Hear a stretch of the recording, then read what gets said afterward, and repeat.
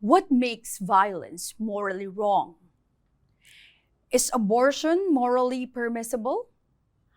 What are the ethical implications of consent?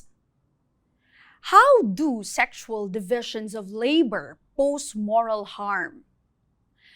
How does sexism affect the moral lives of women?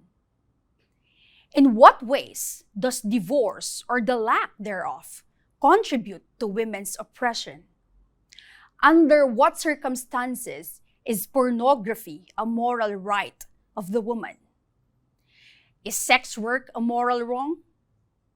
These are only some of the myriad of questions that we consider in feminist applied ethics.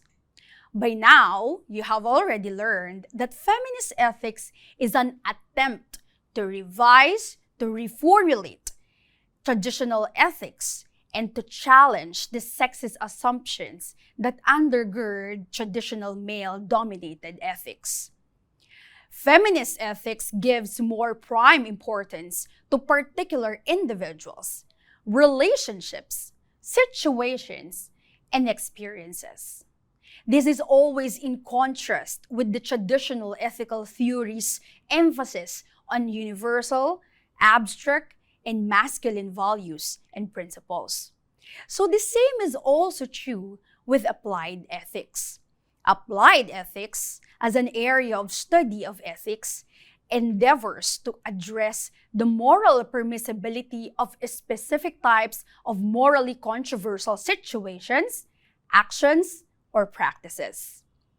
Feminists, in particular, have long been committed to examining moral controversies that take into light women's experiences and how their gender is in concert with other social markings or divisions such as race, class, disability, and sexual identity. With the goal of understanding and eliminating oppression, feminist ethicists explore and investigate particular ethical issues concerning women. It is paradigmatic that feminists take a political approach. Simply put, feminist applied ethics takes the feminist perspective or lens in examining specific types of actions. Furthermore, feminist ethics brings in new lines of inquiry. They give birth to new questions, to new methods of examination, and they raise difficult and important questions concerning issues that are related to women. This pertains to the issues that were not given adequate attention by male-dominated ethical theories. Feminists use feminist ethical concepts and theories to scrutinize real-world practices and actions that devalue and further oppress women. While it is impossible to give a survey of all these issues, we will look at three general issues where we can situate feminist ethical analysis of these moral problems. So let's have a survey of the following. The first one is on marriage and family. The second, reproduction and sexuality. And lastly, rape and violence. We have to take note that in making sense of women's lived experiences and identities, we engage in various works that are not only the concern of the ethical, but also the social, the political, and the legal. So for the first one, in terms of marriage and family, feminists have been criticizing the division of roles in labor expected and assigned to genders. So with women's confinement in the domestic sphere, women's moral concerns are often neglected and overlooked in theorizing. This is evident in the societal practices we have in terms of marriage and family, which can be characterized and rooted in patriarchal values.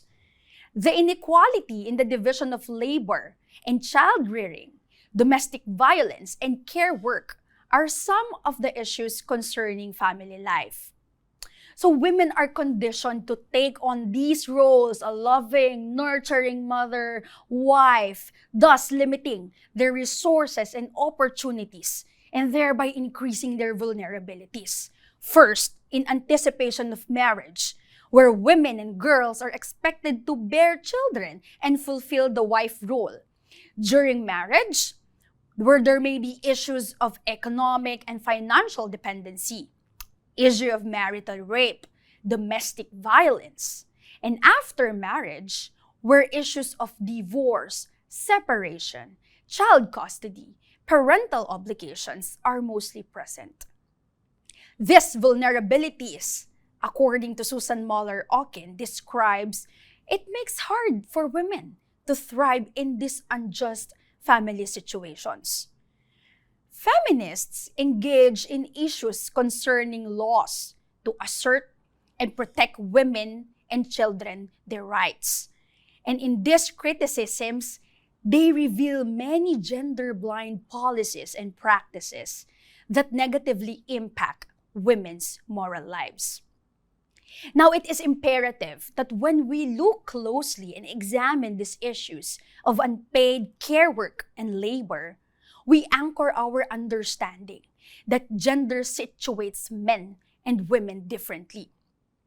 Being attentive to the interests and rights of women requires a major re-evaluation, reassessment of our social and political practices and institutions, especially institutions of family and marriage.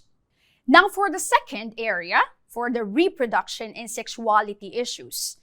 Feminists have various works, and they are rich works that point out the morally problematic patriarchal control of women's bodies and reproductive lives.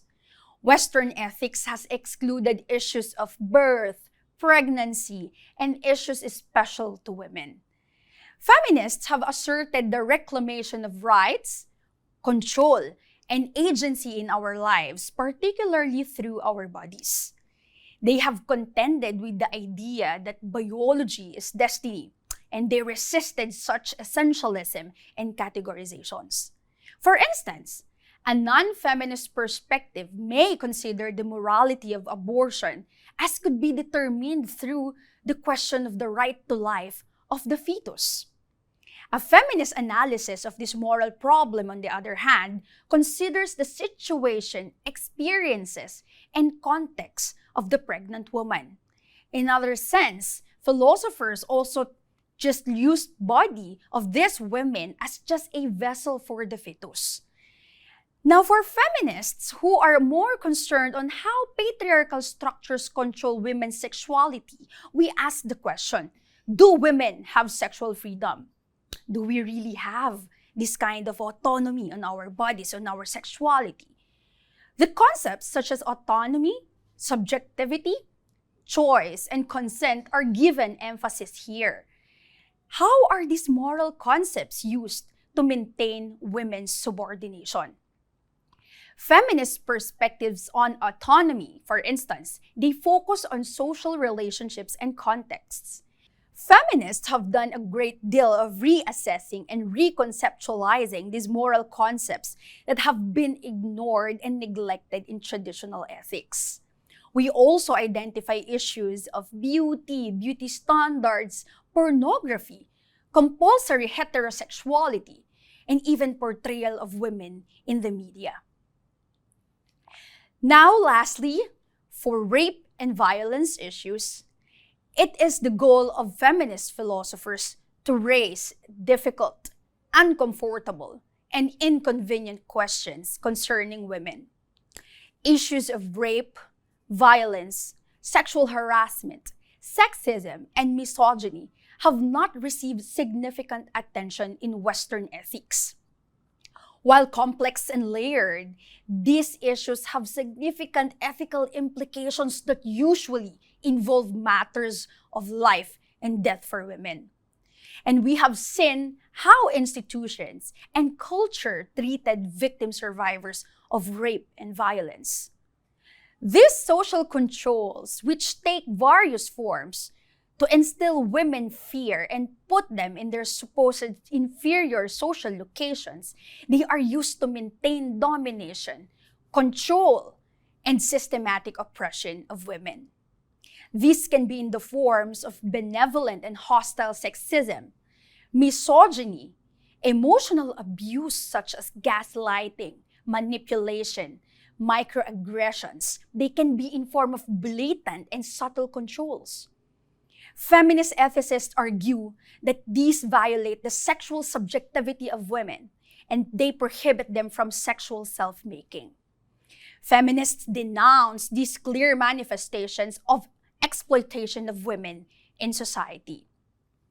Of course, feminists have also contributed to the improvement of legal systems and public conversations about these issues.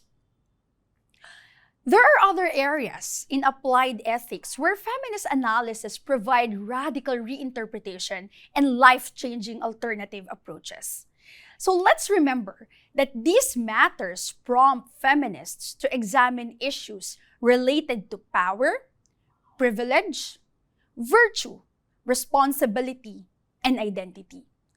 The emphasis on experience and recognition of the various axes of oppression, thereby the interplay of various social and political forces, all of these, they influence our moral decision-making. All of these influence our moral lives as women. And these all take the center stage in feminist applied ethics. So in doing feminist ethics, we have to recognize the situatedness of moral agents, and we must always keep in mind that the personal is political.